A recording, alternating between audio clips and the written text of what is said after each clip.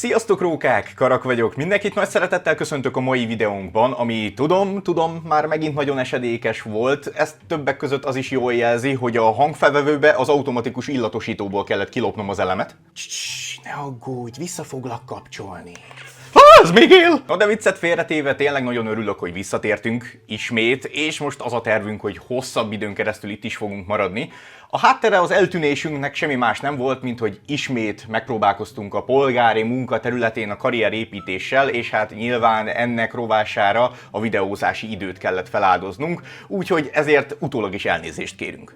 Persze 100%-ban sosem tűntünk el a videózás színteréről, mindig egy picit az agyunk a videózás körül motoszkált, a csatornát folyamatosan fejlesztettük, és rengeteg tartalmat szerettünk volna nektek Anitával elhozni, amiknek egy jelentős részét félig-meddig meg is tudtuk valósítani, de az sajnos nem volt elég időnk és energiánk, hogy folyamatos, minőségi videótartalmat gyártjunk nektek a YouTube-ra. Na de nem is csűröm, csavarom tovább a szavakat, inkább megmutatom nektek, hogy mik azok a fejlesztések, mik azok az újítások, amiket addig eszközöltünk, amíg nem készítettünk nektek videókat, úgyhogy gyertek, menjünk a kulisszák mögé. Az első nagyobb átalakítás az a stúdió átrendezése volt, semmi radikális nem történt, csak az eddig két egymással háttaláló asztallal szemben, most inkább két ilyen párhuzamos asztalfalat alkottunk a stúdió egyik oldalán, így most már ülve a számítógépes asztalnál is tudok nektek vlogot készíteni, úgyhogy közben a megszokott, hagyományos hátteret látjátok mögöttem. Ez több szempontból is jó, például az ilyen videókhoz, de például tudok most már nektek új streameket készíteni, hogy nem kell Greenboxban lennem, hanem a hagyományos, megszokott videós hátteremet látjátok a streamek alatt is. Ez kicsit ilyen csatorna brandépítés és a hagyományos, megszokott környezet képítése miatt fontos. A következő nagyobb változtatás az egy új gamer PC-re való beruházás volt. Ez relatív régen történt, körülbelül olyan egy évvel ezelőtt, úgyhogy ennek az eredményét már láthattátok. A legtöbb streamet, videó bemutatót, videók vágását és minden hasonlót ezen a gépen készítettem, csak magát a gépet még nem mutattam be nektek, úgyhogy pótoljuk ezt is. Ez a masina egy Z370A alaplapra épül, jelen pillanatban 16 gigányi 3000-es RAM-ot tartalmaz, természetesen DDR4-eset, van benne egy vízhűtött 8700K, amit olyan 4700-4800 MHz-en üzemeltetünk, van benne egy vízhűtött 1080, de azzal már találkoztatok, illetve van benne egy PCIe M.2-es SSD, ami még talán említésre méltó, az összes többi az hagyományos táp, hagyományos HDD, hagyományos ventilátorok. Ezeken kívül még talán egy érdekessége van, hogy ugyanolyan gépházba épült, tehát egy ugyanolyan Corsair 400C-be épült, mint az annak idején még 2015 végén, 2016 elején forgatott, megfizethető gamer PC videósorozatomnak a gépe, ami ugye meghozta a csatornának a nagyobb robbanásszerű növekedését. Úgyhogy ja, most a két gép egy ilyen Iker gépházas setupban helyezkedik el a két asztal között. Ez több szempontból is jó, egyrészt mert az egyik géppel tudjuk streamelni a másikat, úgyhogy a streameink, videófelvételeink és mindenféle videóanyagjaink azok sokkal szebbek, sokkal stabilabbak, sokkal nagyobb bitrátával készülnek. Minek után ugye nem kell terhelnünk az éppen a játékot futtató gépet a videó készítésével is, úgyhogy ja, Iker PC setup. Whee! És hát van még nekünk egy PS4 Pro-nk, ami szintén itt található mellettem. Ennek a bemutató videóját ugye itt az i betűnél már láthattátok a csatornán. Ez egy 500 milliós limitált kiadású PS4 Pro számozott darab, ami ugye szintén egy 4K képes konzol. Nem natív 4K-ra, de 4K képes, amihez van itt egy hegyomlás méretű 4K tévénk, amihez szintén hozzá van kötve az a gamer PC, amit előbb mutattam be nektek, a 8700K-val és a 1080-nal szerelt új gamer PC-nk. Úgyhogy ja, tendálunk a 4K irányába, amit más sem mutat jobban, mint hogy ami videót éppen néztek, ez is 4K-ban forog, úgyhogy ha nem is mindennel natív 4K-ban, de 4K-ban dolgozunk, úgyhogy ja, ez is fejlődés. Na de lássuk, mivel fejlődtünk még a csatornán, mivel is? Ja, hát igen, a lényeg, doppergés, ez át kell mennünk egy másik szobába. Na hát itt is vagyunk, és hát ez nem más, mint a stúdió mellett található kis szoba. Hogyha láttátok a költözős videósorozatunkat, akkor ezt a szobát nagyon-nagyon sokat tízeltük nektek, mert hogy már akkor is tudtuk, hogy mi lesz a funkciója. Kis túlzással még azt is mondhatnánk, hogy ezért költöztünk ide, de nem akartuk nektek elárulni, hogy mi ez. De most eljött a pillanat, és én tényleg nagyon sokat készültem erre, és tudom, hogy soha nem lesz tökéletes a bemutatás, de ám legyen Imhol 3D nyomtató. Ti is halljátok, angyalok éneke, sárga ragyogás.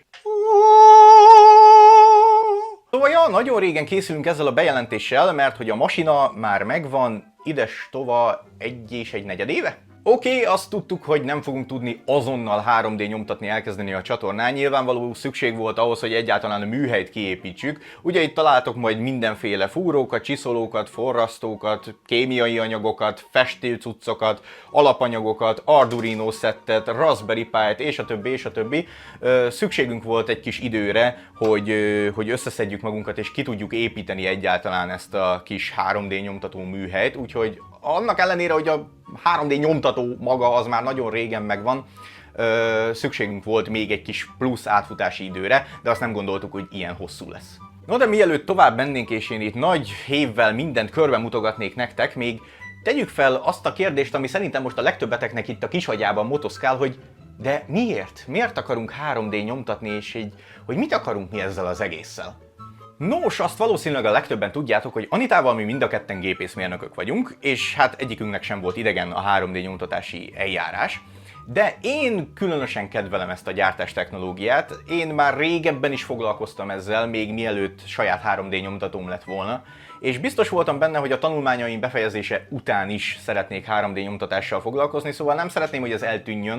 Én mindenképpen szerettem volna egy 3D nyomtatót az életembe, mert ezt egy jó dolognak tartom. Az viszont, hogy ezt az egészet a csatornára beimplementáljuk, ez az ötlet egy kicsit később jött.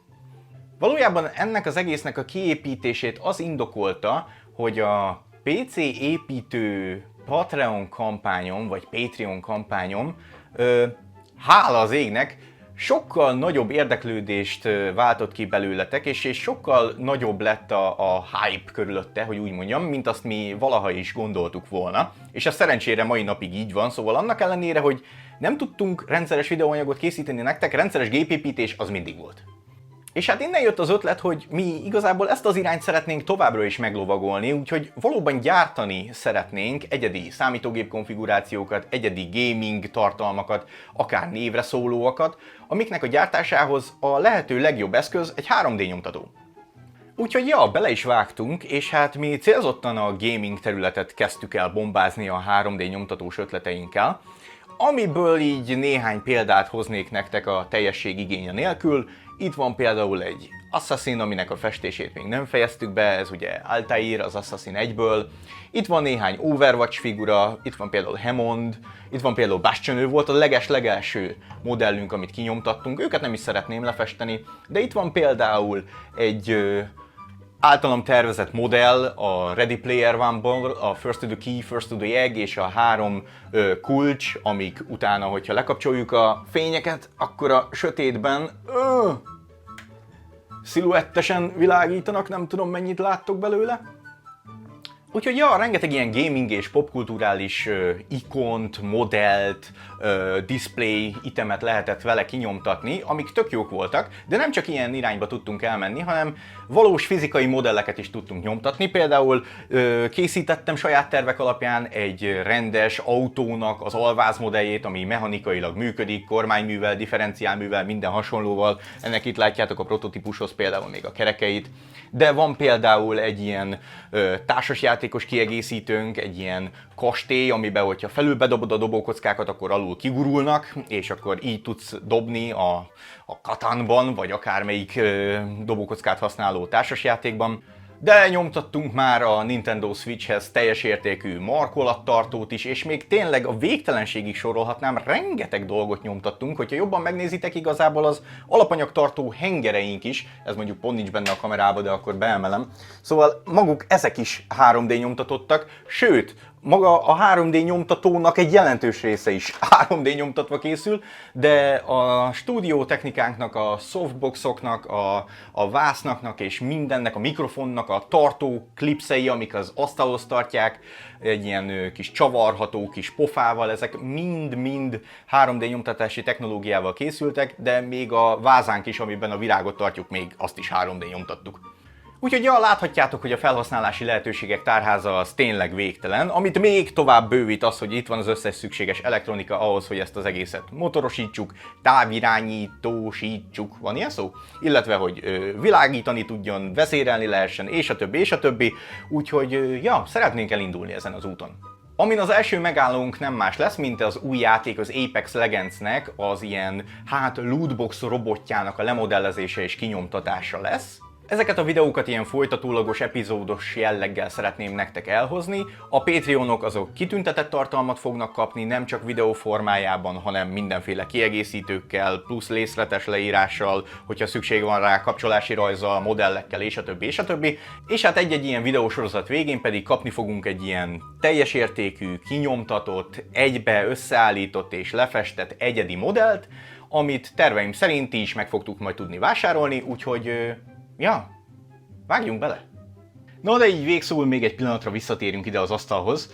Mint láthatjátok, azért jó sok minden történt, úgyhogy tényleg nem voltunk restek a csatornán annak ellenére, hogy nem készültek videók.